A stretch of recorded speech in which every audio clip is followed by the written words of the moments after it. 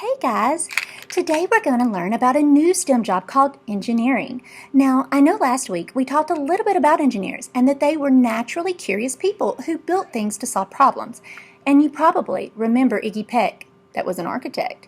And an architect is a type of engineer. There are actually many types of engineers that all specialize in different things. Today you're going to listen to a story about a very special engineer whose name was Rosie, as you listen to Rosie Revere, engineer.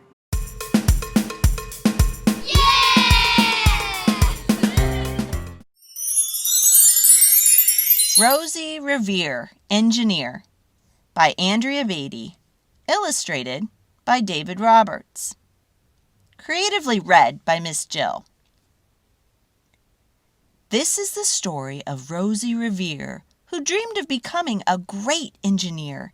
In Lilla Greer's class at Blue River Creek, young Rosie sat shyly, not daring to speak. But when no one saw her, she peeked in the trash for treasures to add to her engineer's stash.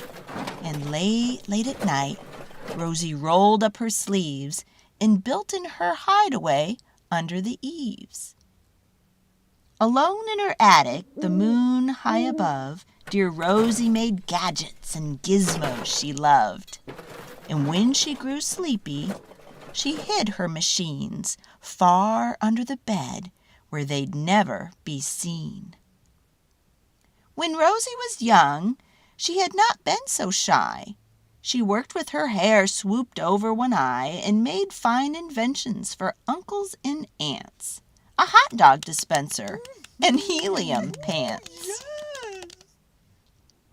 The uncle she loved most was Zookeeper Fred. She made him a hat to keep snakes off his head, from parts of a fan and some cheddar cheese spray, which everyone knows keeps the pythons away. And when it was finished, young Rosie was proud. But Fred slapped his knee and he chuckled out loud. He laughed till he wheezed and his eyes filled with tears, all to the horror of Rosie Revere, who stood there embarrassed, perplexed, and dismayed. She looked at the cheese hat and then looked away. "I love it," Fred hooted. "Oh, truly I do." But Rosie Revere knew that couldn't be true. She stuck the cheese hat on the back of her shelf, and after that day kept her dreams to herself. And that's how it went until one autumn day. Her oldest relation showed up for a stay. Her great-great-aunt Rose was a true dynamo who worked building airplanes a long time ago. She told Rosie tales of things she had done and goals she had checked off her list one by one. She gave a sad smile as she looked to the sky. "The only thrill left on my list is to fly. But time never lingers as long as it seems. I'll chalk that one up to an old lady's dreams." That night Rosie lay wide-eyed in bed. A daring idea crept in her head. Could she build a gizmo to help her aunt fly? She looked at the cheese hat and said, "No, not I." But questions are tricky and some hold on tight, and this one kept Rosie awake through the night. So when dawn approached and red streaks lit the sky, young Rosie knew just how to make her aunt fly. She worked and she worked till the day was half gone, then hauled her cheese-copter out onto the lawn to give her invention a test and just to see how ridiculous a flop it might turned out to be. Strapped into the cockpit, she flipped on the switch. The Hello Cheese Copter sputtered and twitched. It floated a moment and whirled round and round and froze for a heartbeat, then crashed to the ground. Then Rosie heard laughter and turned round to see the old woman laughing and slapping her knee. She laughed till she wheezed, and her eyes filled with tears, all to the horror of Rosie Revere, who thought, Oh, no, never. Not ever again will I try to build something to sputter or spin or build with a lever, a switch or a gear, and never will I be a great engineer." Then she turned round to leave, but then Great-Great-Aunt Rose grabbed hold of young Rosie and pulled her in close and hugged her and kissed her and started to cry. "You did it! Hooray! It's the perfect first try. This great flop is over. It's time for the next." Young Rosie was baffled, embarrassed, perplexed. "I failed," said dear Rosie. "It's just made of trash. Didn't you see it? The cheesocopter crashed." "Yes," said her great aunt. "It crashed. That's true.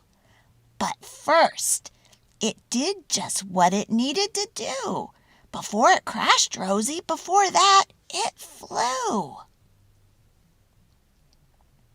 Your brilliant first flop was a raging success. Come on, let's get busy and on with the next."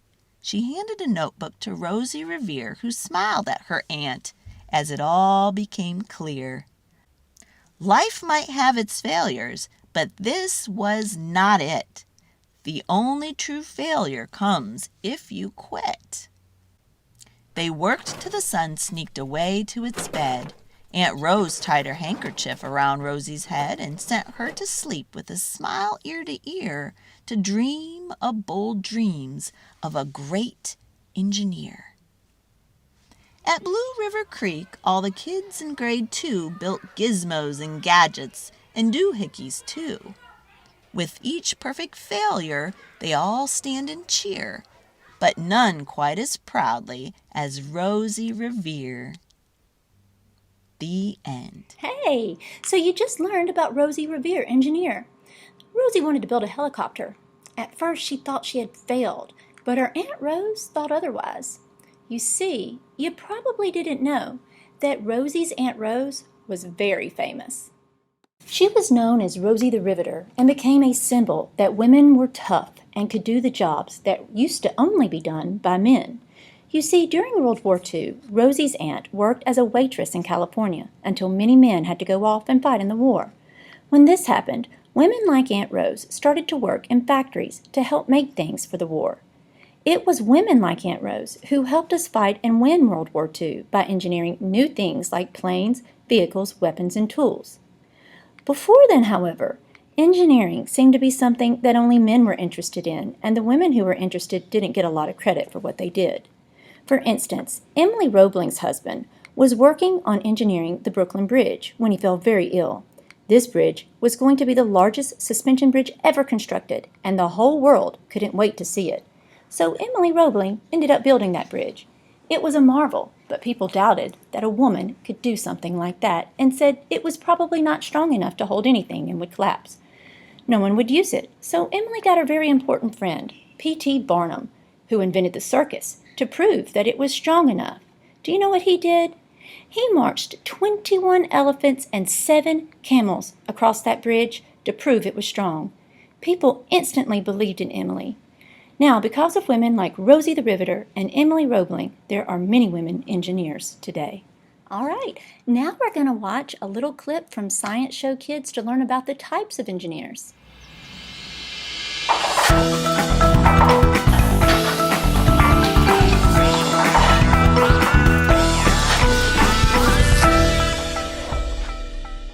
I'm gonna guess that you're probably watching me on a computer, or maybe a phone, a tablet, or a TV. Well, do you know who made all of those things possible? An engineer. We've talked about a lot of different jobs that scientists can do, but engineers are the ones who dream up a lot of the things that you use every day, from toys to tools. An engineer is someone who studies how and why things work. You could say they're really curious people. And they're always learning about how things work because they design and build things themselves. Things that help solve problems. There are lots of different kinds of engineers that you can be, but they all have the same basic job: inventing and building things that solve problems for people. And all engineers ask themselves 3 very important questions when they're working. Number 1, what is the problem that needs to be solved? Number 2, who has the problem that needs to be solved? And number 3, why is this problem important to solve? Want to see how engineers make life easier for all of us? Let's take a look at an example of something that was engineered to solve a big problem. Almost 100 years ago, the city of San Francisco, California, had a problem. The people who lived there and others who lived nearby couldn't travel in or out of the city without a boat. The city was getting bigger and bigger, so more and more people needed to be able to get to and from San Francisco in a way that was quick, easy, and safe. So engineers came up with a big, bold solution, and it's one you might have heard of before, the Golden Gate Bridge. The Golden Gate Bridge solved that problem by connecting the city of San Francisco with other towns on the mainland. And we've studied that bridge here on SciShow Kids because it's a great example of how bridges can be so big and still be strong enough to carry thousands of cars, trucks, and people. Now, the Golden Gate Bridge was the work of a special kind of engineers called civil engineers. They design big things that are used by lots of people, like buildings, roads, and bridges. But there are lots of other kinds of engineers too. Mechanical engineers make things like tools, engines, and machines. Machines like bikes and cars. If your problem is not being able to get from one place to another quickly, bikes and cars are solutions to that problem. Then there are electrical engineers. They study electricity and design things that use it, like, say, the microwave in your kitchen. If your problem is cold food, then microwaves can solve that problem too. But don't forget about computers. Software engineers are people who work on computers to make them faster and able to do more things. And computers solve all kinds of problems, like connecting people in faraway places by email and video, and providing information on certain topics, like engineering, to people like you who want to learn more about them. And if you're interested in exploring space, then you're definitely going to want to know all about aerospace engineers. They're the people who design and build airplanes and spaceships. If your problem is that you're stuck on Earth, well, they can help you with that. Over 100 years ago, we didn't have aerospace engineers because we didn't have any airplanes or spaceships. But today we do, thanks to the people who engineered them. Who knows what things will need engineered in another 100 years? What kind of engineers do you imagine in the future? Let us know by getting a grown-up to help you leave a comment or email us at kids@thescishow.com. Thanks for learning about engineers with us, and we'll see you next time.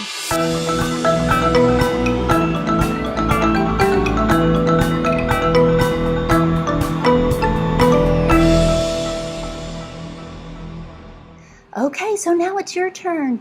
You are going to be designing something for a very important war. It is the Gummy Bear War. So, the gummy bears in Gummyville have become very, very angry with the gummy bears in Gummytown, and they have decided to declare a war. Now, to defend themselves, the gummy bears from Gummytown need to build a tower, and they have hired you to build that tower for them. You are now the engineer. So, the tower has to be very, very tall, where they can see when their enemy could be coming for surprise attacks.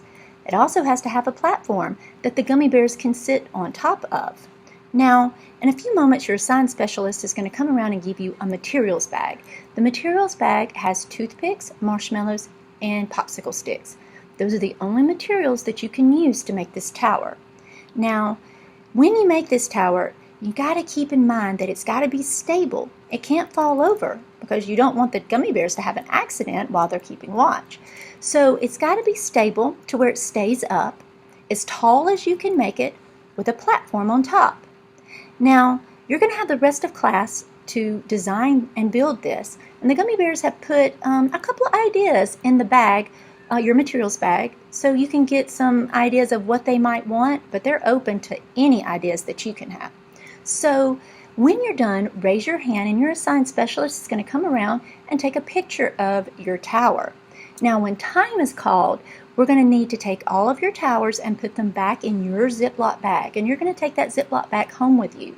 All right? So, without any further ado, let's get started. Go have some fun and save those gummies.